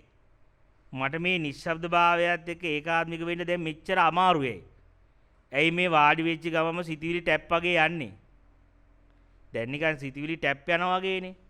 ටැප් එක ඇරියා වගේ ඔහේ භාවනා කරන්න ගියත් සිතවිලි වැල් යනවා. එතකොට අපිට තේරෙනවා එහෙනම් ඒකට හේතුව තමයි අපි ජීවිතයේ මේ නිශ්ශබ්දභාවයත් එක්ක ඒකාත්මික වෙනවට වඩා අපි ටික කාලයක් යද්දී එක එක දේවල් වලට ඇබ්බැහි වෙනවා. අපි කියන්නේ යම් පුරුදු වලට දැන් බලන්නකෝ දැන් අපිට කවුරු හරි බැන්නාම අඬන්න අපි පුරුදු වෙලානේ තියෙන්නේ. අපි කවුරු හරි මොනවා හරි අපිට දුන්නාම ස්තුති කරන්න පුරුදු වෙලා, hina වෙන්න පුරුදු වෙලා. ඒ වගේම බලන්නකෝ දැන් බලන්න අපිට මොනවා හරි ලොකු අවුලක් වුණාම අපි කියන්නේ බුදු අම්මෝ කියනවා. මේ බලන්න දැන් මේ පොඩි කාලේ ඉඳන් ආව ඒවා නෙමෙයි. ඒ වචන සෙට් හුරු වෙලානේ. දෙයියෝ කියනවා, අම්මෝ කියනවා, මගේ දෙයියෝ කියනවා. අර බය වුණා මිනිස්සු බලන්න කියන්නේ නැති කියලා. අම්මෝ කියනවා. තව එක බලන්න. ඒක අපි කලබලයක් කරනවා අපිට කියන බන පුරුද්දට ඉතිබිසෝ කිය වෙනවා සමහර අයට. පුරුද්දට මොනවාරි ලොකු බය ඉතිබිසෝ භගවා කිය වෙන්න පටන් ගන්නවා. බුදු අම්මෝ කියනවා. එක ඒවා අපි හිතලා කියන ඒවා නෙමෙයි නිකන් අවිඥානිකව අපිට ඒ ප්‍රශ්නයක් ඇද්දි නිකන් ඇතුලෙන් මෙන වචනනේ. දැන් අපිට මේවා එකපාරට උපදිද්දී ආවේ නෑනේ. මේවා මේ ඉපදිච්ච ගමන්ම බුදු අම්මෝ කියාගෙන ඉපදුන්නේ නෑනේ අපි. එහෙම කියාගෙන ඉපදුනේ නෑ අපි. හැබැයි අපිට තේරෙනවා ඒ වචන ඒවා නිකන් හුරු වුණා කියන්න කාලයක්. අපි භාෂාවක් එකත් හුරුවක්නේ. භාෂාව කියන්නේ කාලයක් පුරුද්දක්. පුරුද්දනේ. පුරුද්දට ඒක පුරුදු රේ භාෂාව කතා කරලා ඊට පස්සේ ඒ වගේ අඬන්න සතුටු වෙන්න ඒවා ඉතින් සමහරවිට ගෑල් ළමෙක් නම් තමන්ගේ අම්මාගෙන් තමයි පුරුදු වෙන්නේ. සමහර බාන්නෝ ගෑල් ළමයට කේන්ති කියන්නේත් එයාගේ අම්මට කේන්ති යන විදියට. අම්මත් කේන්ති හොස්සලකින් මැස්ස යන්න බෑ නම් දුව ගැනත් අහන්න පුළුවන් ඉතින්. දුවහත් ඉතින් ඒ මල්ලෙම කෙනෙක් තමයි. මොකද ඒක හැබැයි ඒක හැමෝම එහෙම නෑ. මාසි 100ක් එක දාගන්න එපා. එහෙම ගොඩක් වෙලාවට මේ අපි අම්මා දුවෙක් කියන්නේ ෆොටෝ කොපියක්. අම්මගේ ඇවිදින්නේ ඔක්කොම නිකන් ඒ ස්ටයිල් එකටනේ. ඇවිදින විදිය, යා හිතන පදන රටාව, එයා අන්තිමට අම්මා සිල් ගත්ත වයසේදී එයා සිල් ගන්න ගන්නවා. එයා අම්මානේ කොපි කරන්නේ. අම්මා බඳින වයසේදී එයාත් බඳින්න පටන් ගන්නවා. එතකොට අපිට තේරෙනවා මොකක් හරි මේ ඒ කියන්නේ අනුකරණයක් මේක මානවයාගේ ස්වභාවයකනේ.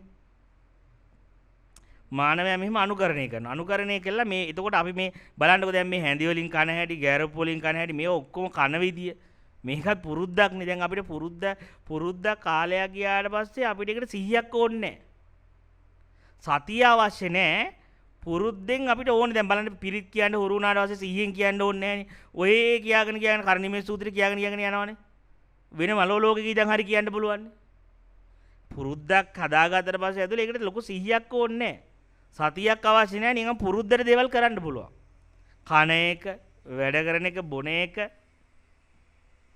ඕනම දෙයක් හොඳට බැලුවොත් තේරෙයි ඒක කාලයක් පුරුදු වුණාට පස්සේ පුරුද්දකට කරන්න පුළුවන් වෙනවා. එතකොට එහෙනම් තේරුම් ගන්න මිනිස්සයා කියලා කියන්නේ වෙන එකක් නෙවෙයි පුරුදු ගොඩක්. ඒක හොඳ වේ පුරුදු තියෙනවා. දැන් සමාජලාට හොඳ පුරුදු තියෙනවා. නරකේවත් තියෙනවා. අපි කියන්නේ මොනවා වුණත් හැබැයි පුරුද්ද කාලයක් කරද්දී ඒක ආශ්‍රවයක්, ඇබ්බැහියක් වෙනවා. ඒ පුරුද්ද නැවත කරද්දී ඒක අපේ ඇබ්බැහියකට ගියාට පස්සේ ඒකෙන් එතන තමයි අපි අවුල වෙන්නේ. එතනින් තමයි අපිට ගැලවෙන්න බෑ. ඩ්‍රග් එකක් පුරුදුලා ටික කාලයක් යද්දි කුඩු වලට වුණත් අපි ඇබ්බැහි වෙනවනේ. ඇබ්බැහිය බලන්න කොච්චර අමාරුද ගලව ගන්න කියලා ඊට පස්සේ. يعني අපි ඒ කියන්නේ දැන් මොකක් හරි දෙයකට කාලයක් එක පුරුදු වුණාට පස්සේ ඒකට අපි බැඳෙනවා. ඒකෙන් අහු වෙනවා. අපි හිර වෙනවා. එතකොට දැන් අපිට දෙනවා මගේ නිහඬ බව කඩලා තියෙන්නේ. මගේ මෙන්න මේ පුරුදු ගොඩක් තියෙනවා. ඒ පුරුදු තමයි ඒ පුරුදු විසින් කාලයක් යද්දි මට ඇබ්බැහියක් වෙලා ඒක. දැන් දත් මදින එක රැයට හොඳ පුරුද්දක්නේ. හැබැයි ඕක කාලයක් පුරුදු කරාට පස්සේ මොකද නෝක ඇබ්බැහියකට යනවනේ. ඇබ්බැහියකට ගියම රැයට දත් මැද්දේ නැත්තම් නිින්ද යන්නේ නැහැ. නෑවේ නැත්තම් නිින්ද යන්නේ නැහැ. මොකද දැන් හොඳ වුණත් පුරුද්දක් හොඳ පුරුද්ද හොඳයි. ඒ පුරුද්ද වුණත් ඇබ්බැහියකට ගිහිල්ලා. ඇබ්බැහියට ගියාම ඒක ඇතුලේ අනන්‍යතාවයක් හැදෙනවා. ඒක ඇතුලේ රුචි අරුචිකමක් හැදෙනවා. අන්න එතනදි තමයි වැඩේ අපිට අවුල් වෙන්නේ. මේ නිහඬ භාවයේ කියන එකට යන්න බැරි. නිශ්ශබ්ද භාවයේ කියන එකට අවදි වෙන්න බැරි අපිට. අපි මේ කාලයක් ආශ්‍රව බුදුහාර කියන්නේ අවිද්‍යාවට හේතුව ආශ්‍රව කියනෝනේ. ආශ්‍රව කියන්නේ ඇබ්බැහි. ඇබ්බැහිය එන්නේ මොකක් නිසාද? පුරුදු නිසා. යම් දේවල් වලට අපි පුරුදු වෙලා. එතකොට මේ පුරුද්ද ඇබ්බැහියකට ගිහිලා ඇබ්බැහියට දැන් ඇඩිට් වෙලා ඒ ඇබ්බැහිය නිසා අපිට නිකම් මෙහෙම වාඩි වෙලා ඉන්න බෑ. ඔහේ දුවනවා. එතකොට මිනිස්සෙකේ තියෙන ලොකුම ඇබ්බැහිය තමයි මිනිහෙක් ටික කාලයක් ඇද්දි හිතන්න ඇබ්බැහි වෙනවා. හිතන්න පුරුදු වෙනවා. කියන්නේ මුලින්ම හිතන්න ටික අනාගතේ අම්මලානේ පුරුදු කරන්නේ. පුතේ ඔය අනාගතය ගැන මෙහෙම හිතන්න, ඔයාගේ හෙට ගැන හිතන්න කියලා අම්මලා තාත්තලා පොඩ ළමයාව නිකන් හුරු කරනවා හිතන්න. ඒකත් පුරුද්දක් ඒක. ඊට පස්සේ ටික කාලයක් ගියාට පස්සේ ළමයා ඔය පුරුද්දට ඇඩික්ට් වෙනවා. ළමයා ඔය පුරුද්දට ඇඩික්ට් වුණාට ඇබ්බැහි වුණාට පස්සේ ළමයාට මොනවත්වත් කරන්න බෑ. ළමයා ඊට පස්සේ නිකම් මෙහෙම වාඩි වෙලා හිටියත් ඔහේ යනවා හිත දිස්සරාට. බලන්නේ නැද්ද කියලා? ඒ කියන්නේ ළමයාට හිතන්න හුරු කළා අම්මලා තාත්තලා.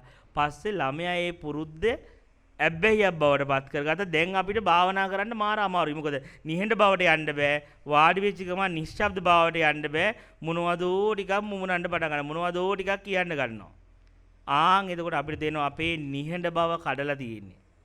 නිශ්ශබ්ද භාවයට අපිට දැන් යන්න බැරි වෙලා තියෙන්නේ. නිහඬ බව මගේ සැබෑ ස්වභාවය වුණාට. ඒ නිහඬ බව මගේ නිවන වුණාට. ඒක වුණාට මගේ නේචර් එක, මගේ යථා ස්වභාවය. දැන් මට මගේ ගෙදරින් ඈත් කරලා තියෙන්නේ. ඒ කියන්නේ ඒ ඈත් උනේ මොකක් නිසාද? මං ඇබ්බැහියකට ගියා, හිතන්න ඇබ්බැහි වුණා. ඒ හිතන්න වෙච්ච ඇබ්බැහියට තමයි අපි ප්‍රපංච කරනවා කියන්නේ. එහෙම නැත්නම් අපි කියන්නේ සංසාරය කියලා. මනෝ ගහනවා කියන්නේ මනෝ ගහනවා. ඇත්තට සංසාරය කියලා කියන්නේ ප්‍රපංචයක්. මනෝ ගැහිල්ල. ඔය හිතන්න ඇඩික්ට් වෙලා. ඒ ඇබ්බැහිය. දැන් හොඳට බලන්න ඔන්න ඔය විදිහට දැන් ඔන්න ඔය ඇබ්බැහි ටික අපේ ගලවලා බැලුවොත් බුදුහාමුදුරුවෝ කියන්නේ හරියට ඒක කෙහෙල් බඩක් වගේ කියලා. කෙහෙල් බඩ අපිට නිකන් කෙහෙල් කඳක් නිකන් හොඳ මේ අරටුව අතිර කඳක් වගේ පේනවනේ. බුදුහාමුදුරුවෝ සංස්කාරස්කන්ධය විස්තර කරද්දී උපමාවකට ගන්නේ කෙහෙල් කඳක් බලන්න කියනවා. කෙහෙල් කඳක පොතු ටික ගලවලා බලුවා මැද අරටුවක් නැහැනේ. වර්තමානයේ අපිට මමෙක් කියලා වෙනම ඉන්නවා කියලා දැනෙන්නේ මේ ඇබ්බැහි ගොඩ හින්දා. මේ ඇබ්බැහි ගොඩ එක අයින් කරලා බැලුවා මෙතන ඇති මමෙක් නැහැ. පුරුදු ගොඩක් තිබිලා ඉතින් පුරුදු ගොඩක් ඇබ්බැහි ගොඩක් කොච්චරයි? ආශ්‍රව ටික. ඒකයි මං කියන්නේ අන්තිමට නිකන් අල්බන ඔය සිතිවිලි පොදිය. ඔය හිතන්න හුරු වුණානේ, අඳින්න හුරු වුණානේ. ඔය හුරු ටික පොඩ්ඩක් ගලවලා බැලුවොත් මං කවුද කියලා. ඔය හුරු අයින් කරලා බලපු ගම ආයේ තියෙන්නේ අර සයිලන්ට් නිකටයි. එච්චරයි. ඒක තමයි අපේ මූලය. ඒක තමයි නිවන. මේක නිවන තියෙන්නේ මෙතනම හිරෙන්නා උදෙන්. දැන් මෙතන මේ අත ළඟ තියෙන නිවන අල්ලන්න අහල්ලන්න අහුවෙන්නේ නැහැ අපිට. මේ තියෙන නිවන උඩ ඉඳගෙන නිවන හොයන වගේ වැඩක් මේ කරන්නේ. මේ නිවන උඩ ඉන්නේ. ඉතින් විපස්සනාවේ කරන්නේ ඔන්න ඔය රුචි අරුචියට ගහන එක. ඔය ඇබ්බැහියට ගහන එක. ඇබ්බැහිය පාවා දෙන එක. රුචි අරුචියේ කඩන එක. ඒ රුචි අරුචි ටික ඇබ්බැහිය කැඩුවොත් තමයි ඔබට ඔබ තුල තියෙන නිහඬ බවට ඔබ අවදි වෙන්නේ. එතකොට ඔබ යනවා විපස්සනා ගුරුවරයෙක් ළඟට. විපස්සනා ගුරුවරයෙක් ළඟට ගිහලා කියනවා මට නිවන් දකින්න හැටි කියලා දෙන්න කියලා. එතකොට මේ විපස්සනා ගුරුවරයා මොකද කරන්නේ? විපස්සනා ගුරුවරයා කරන්නේ ඔයාට ඇත්තටම නිවන ඕනද? ඔව් කියනවා. එහෙනම් ඉතින් ලෑස්ති වෙන්න අඩ ඉඳලා මගෙන් ඔබට හම්බෙන්නේ අමෘතේ නෙමෙයි. ගිනි හම්බෙන්න පටන් ගන්නවා. ගිලෝදිය බොණ්ඩ ලෑස්ති වෙන්න. ඔබට ඕනේ සනීපයක් නම් ෆෑන් එකක AC එකේ සෝයක් නම් ඔබ පුච්චන්න පුච්චනවා. මම කියන එක තේරුම් ගන්න. මේක තමයි සැබෑම නිහඬ බවට යෑමේ මාර්ගය. හරිම දුෂ්කරයි ඒක. මොකද අර අපේ ඇබ්බැහි ටික ගුරුවරයා පුච්චනවා. ගින්දර තියනවා ඒවට. ඒවට අලු කරනවා ඒවා. ඒ සනිකර ඒවා අලු කරන්න ඕන. ඒවා අලු නොකර මිනිස්සෙක් නිහඬ බව කියන එක නිකන් සුන්දර වචන ටිකක් විතරයි යා මේ බණහදී අහන් ඉන්න. නිහඬ භාවයට යන්න කියන එක නිකන් අර සමාධියක් වගේ එකක්. ඒත් බුදුහාඳුරෝ කියන්නේ සමාපත්තිය වල ලෝකෝත්තර නිහඬ බව. ලෞතුරා නිශ්ශබ්ද භාවය. ඒකට යන්න නම් ඒක නිකන් හිත කාම් කරන් ඉඳීම නෙමෙයි. ඒ අපේට සැබෑ නිහඬ බව අත්දකින්න ඕන නම් නිශ්ශබ්ද භාවය තුල නිංගන්න ඕන නම් ඔබ ගුරුවරයෙක් ළඟට ගිහලා හරියට මේ ඒක අත්දකින්න ඕන කිව්වොත් ඔබ නිවන ඔබේ යථා ස්වභාවය ඔබේ මූල ස්වභාවය ඔබට සිද්ධ වෙනවා ඔබට අමාරුම දේ කරන්න. මොකද අමාරුම දේවල් ටික තමයි ඔබ මෙච්චර කාල පුරුදු කරලා ඇබ්බැහි ටික ඔබ පුරුදු කරලා ඒවා ටික දවසක් පුරුදු කළා. ඒක ඇබ්බැහියකට ගියා. දැන් ඇබ්බැහිය තමයි ඔය රුචි අරුචිකම් කියලා කියන්නේ. ඕක තමයි ගුරුවරයා පාවා දෙන්න කියන්නේ. ඔබ කිව්වොත් එහෙම අර කරණීය සූත්‍රය වගේ අර හාමුදුරුවෝ ටික ආවනේ එතන භාවනා කරන්න බෑ කරදරයි මේ මිනිස්සුලා කියලා බුදුහාර එතෙන්ටම යන්න කිව්වා. කවුරු හරි ඒ විපස්සනා ගුරුවරයෙක් ළඟට මේක මට බෑ කිව්වොත් එතෙන්ටම යවනවා. මේක හරි අමාරුයි මේ තුවාලෙකොත් ඒකටම අනිනවා. අනිද්දි එයා එක තැනක කියනවා ස්වාමීනි දැන් මට නම් තුවාලේ හොඳ කරගන්න ඕනේ නැහැ. දැන් මට නිවීමේ අවශ්‍යතාවයක් නැහැ. අන්න එතකොට එයා නිහඬ බව අත්දකලා තියෙනවා. ඒ කියන්නේ අපේ සිත ගුරුවරයා ළඟට ඇවිල්ලා පවා ඉල්ලන්නේ අපේ ආත්ම අනුකම්පාවයි මට චුට්ටක් දෙන්න නිදහසක්. මට චූට්ටක් මං ගැන හිතන්න. චූට්ටක් මගේ වේදනාව පොඩ්ඩක් අහගෙන ඉන්න කියලා අපි හැමදාම කරේ මගේ ඇතුලේ තියෙන ඇබ්බැහි වලට සාධාරණයක් ඉල්ලම් කරපු එකනේ. මගේ ඇබ්බැහි වලට මගේ රුචි අරුචිකම් වලට සාධාරණයක් ඉල්ලනවා. මට පොඩ්ඩක් මේක දෙන්න සැනසෙන්න. මට පොඩ්ඩි අද සමහර අය කියන්නේ ඩ්‍රග්ස් කරා ආපුලම හාමුදුරුවෝ අපිට ඒ ටික පෙත්තක් දෙන්න බොන්න කියලා. ඔය සික්කරන්න යදිනේ සමහර අය කියන්නේ පෙත්තක් දෙන්න. එක සිගරට් යදින අඩුම ගානේ දුම්කලයක් හරි ඔතලා දෙන්න. අර සිගරට් නැත්තම් දුම්කලයක් හරි හාමුදුරුවෝ ඔතලා දෙන්නකො පොඩ්ඩක් අපිට ඒ ඇති මුකුත් ඉල්ලන්නේ නැහැ බෝවංශකින්. දුම්කලයක් හරි දුම්කල කොලයක් හරි ඔතලා දෙන්න පොඩ්ඩක් උරන්න කියනවා. මං කියන්නේ අර ගුරුවෙන් නම් ඒකත් ඇදලා ගන්නවා. එතකොට උග දවසක් කිව්වොත් හාමුදුරුවෝ මට නම් දැන් මුකුත් ඕනේ නැහැ කියලා. ඒ කියන්නේ දැන් තමන්ගේ ඇබ්බැහිය සංසිඳ වීමේ අවශ්‍යතාවය අතහැරියා. තමන්ගේ ඇඩික්ට් අපි බලන්නේ ඒක ලාවට හරි සංසිඳව ගන්න චූට්ටක් හරි දීලා. විපස්සනා ගුරුවරයෙක් කරන්නේ චුට්ටක්වත් එපා. අඩුම ගානේ තොලේ දුම්කල ටිකක් කරලා සමහර අය කියන්නේ තූල් තියා ගන්නත් එපා. එහෙමවත් ඕනේ නැහැ. කියන්නේ උඹ ගැලවෙනව නම් ගැලවියන් හරියට. ආයෙ නිකන් ඒකට ආදේශකයක් නොතිය ගැලවියා. උඹ ගැලවෙන්න ඕන නම් ඒකට වෙන ආදේශකයක් තියන්න එපා. වෙන ආදේශකයක් ඔය ආදේශය ආයෙ කැරකලා යන්නේ ආයෙ අතෙන්ටම තමයි දවසක. අර පරණ තැනටම තමයි. කියන්නේ එතකොට අපි කියන වැඩක් නෑ ඒක. නිවෙනවා නම් හරියට නිවියා. අතාරිනවා නම් කියන්නේ උඹට නිවන ඕන නම් නිහඬ බවට යන්න ඕන නම් හරියටම නිහඬ බවට. මේක නිකන් සංසිඳවන්න පොඩක් ෂේප් කරන්න දුම්කලයක් තියාගෙන ඉන්න එපා. ෂේප් කරන්න තූල් තියාගන්න යන්න අවශ්‍ය නෑ. ඔබ එතකොට මොකද කරන්නේ? තීම තූල් ටික අයින් කරනවා. දුම්කල ටික අයින් කරනවා. ඔක්කොම අයින් කළා නිකන් තියෙනවා. ඉතින් මාර අමාරුයි දැන් මේකට චූටියක් නැද්ද chance එකක්? පොඩ්ඩක් නැද්ද බබල් ගම් එකක්වත් දෙන්නකෝ එහෙනම් කියලා. නෑ ඕනේ නෑ බබල් ගම් එකක්වත් අවශ්‍යතාවයක් නෑ. හිටපන් නිකන්. එහෙම දීලා ඒ කියන්නේ වය එතකොට බලන්න මේ නිවෙන්න ආපු මනුස්සයර දෙන්නේ නිවනක් නෙමෙයි ඌව ගිනි ගස්සවනවා. උගේ කියන්නේ හිත ඉල්ලනවා චුට්ට පොඩි දෙයක් ඌ අඬද්දි කඳුළු සලද්දි කෑ ගහද්දි දෙන්නේ මොකක්වත්. පුළුවන් නම් නිකම්ම කඩා ගනින් හැබැයි. කිසිම ආදේශකයක් නැතුව කඩා ගනින්. කිසිම සාපේක්ෂකයක් නැතුව කඩා ගනින් කියලා. සාපේක්ෂකයක් නැතුව ආදේශකයක් හැබැයි ඒක අන්න එතකොට ඒක කරන්නේ නැත්තම් අර නිකන් කොන්ද හයිය නැති මිනිස්සු තියාගෙන වැඩක් නැහැ නේ අපි එකතු වෙලා ඉඳලා. ඒතකොට බැරි උන් ටික යනවනේ පැල්ල රෑ හොරෙන් හරි. අර පුළුවන් එකක් ආගෙන ඌ තමයි යන්නේ අර ඊට පස්සේ විමුක්තියට. අර එතකොට අර හයිය නැති සෙට් එකේ ඉන්නවනේ. ඒ සෙට් එක ටික දවසක් යද්දි එක දෙන්න අඩු වෙලා ගිහිල්ලා අර කිසිම ආදේශකයක් නැතුව නිවෙන්න ඉන්න පුළුවන් සාපේක්ෂව නැතුව නිවන්න පුළුවන් හයිය තියන ඉන්න. එයාලා ඉතුරු වෙනවා. එයාලා තමයි අර ස්වර්ග රාජ්‍යයට ගෙනියන්න පුළුවන්. එයාලා තමයි පිරිසුදු බැටළුව. ජේසුස් වහන්සේ කියන්නේ ස්වර්ග රාජ්‍යයට පිරිසුදු බැටළුව හොයනවා කියලා මම. අන්න එයාලා සුද්ධ. එයාලට මොකක්වත් නැතුව එයාලා කැඩුවා සික් එක. හැබැයි ඒ කැඩුවා කිසිම ආදේශකයක්වත් නැතුව. කිසිම ආදේශකයක් නැතුව ආදේශකයක් තියාගන්න යන්නෙත් නැතුව එයාලා කැඩුවට ඒ කියන්නේ එයාලා කියනවා දැන් අපිට මොකක් ඒ කියන්නේ කිසිම ඉල්ලීමක් කරන්නේ නැහැ. තමන්ගේ ඇබ්බැහිය අයින් කරන්න දුක නිවා ගන්න තමන් ඒ මොකද අර මොන හරි ඉල්ලනවා නම් එතකන් එයාලා ආය තව වහල් බව එහෙම තියෙනවා. තාම එයාලා වහල් ඒකට. තාම එයාලාගේ ඒකට වැඳගෙන ඉන්නේ. ඒ ඇබ්බැහියට පුරුද්දට වැඳගෙන ඉන්නේ. ඉතින් එතකොට එයාලට හරි විපස්සනා කතා රුචි අරුචි විපස්සනාවක් සිද්ධ වෙන්නේ නැහැ. ඒකයි මං කිය ගුරුවරයෙක් හරි විපස්සනා ගුරුවරයෙක් හම්බුනොත් මිනිස්සෙට නිවෙනවා නෙමෙයි ඒ මිනිස්යාව ලෝදිය දීලා ඒ මිනිස්යාව පුච්චලා දැන් සනීපද කියලා. දැන් හරි තවත් දුක දීලා අන්න ඒ කියන්නේ එයා කවදා හරි දවසක එයාට තමන්ගේ තියෙන ඇබ්බැහිය සංසිඳවන්න ඕනේ නැති දවස තියෙනවානේ. අවශ්‍යතාවයක් නැහැ ඒක නිවන්න. ආන් එදාට එයාට අර සැබෑම නිහඬ බව අර ලෝතුරා නිහඬ බව අර මුනිවරු ඉන්න නිහඬ බව අන්න ඒක දැනෙන්න පටන් ගන්නවා. ඒ කිසිම ආදේශකයක් නැතුව උන්වහන්සේලා සම්පූර්ණ ඒ කියන්නේ සම්පූර්ණ කිසිම මේ ඔබ්ජෙක්ට් එකක් බලාගෙන ඉන්නේ නැහැ. නිකන් හරියට අර මේ ටිබෙට් බුද්ධ ආගමේ කියනවා භාවනාවක් හැටියට එළියට ගිහිල්ලා හිස් අහස වලාකුළු නැති හිස් අහස බලන් ඉන්න කියනවා. ඒක යාලා ටිබෙට් භාවනා කරන ක්‍රමයක් ඒක. වලාකුළු නැති බ්ලැන්ක් නිල් අහස තියෙනවානේ. ඒ නිල් අහස බලාගෙන ඉද්දි එතකොට මමයි නිල් අහසයි දෙක ඒ නිල් අහසේ අරමුණු කරන්න දෙයක් නැහැනේ. එතකොට අරමුණු කරන්න අතුරුදහන් වෙන්න ගන්න. ඒක හරියට මෙහෙම හිතන්නකෝ. දැන් ඔබයි මායි මැද බලන්නකො මොකද වෙන්නේ කියලා. ඔබ උතන ඉන්නවා මම ඔබ හැම වෙලෙම ફોකස් කරන් ඉන්නේ මාව දිහානේ. ඔබයි මායි අතර මැද බලන්න මොකද වෙන්නේ කියලා. මැද ඉන්දි මැද බලන්න. මාව ફોකස් කරන්න මැද. ඔය මැද හිම ફોකස් කරන්න බෑ.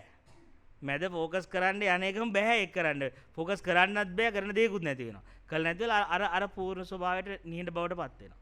ඒ අර ඒකයි නිල් අහස දිහා බලන් ඉලා ටිබෙට් වල ගන්නනේ එළියට ගිහිල්ලා වැතිරිලා පොළොවේ මෙහෙම නිල් අහස බලනවා වලාකුළු නැති. ඒ කියන්නේ ફોකස් කරන්නේ නැහැ කොතෙන්ටවත්.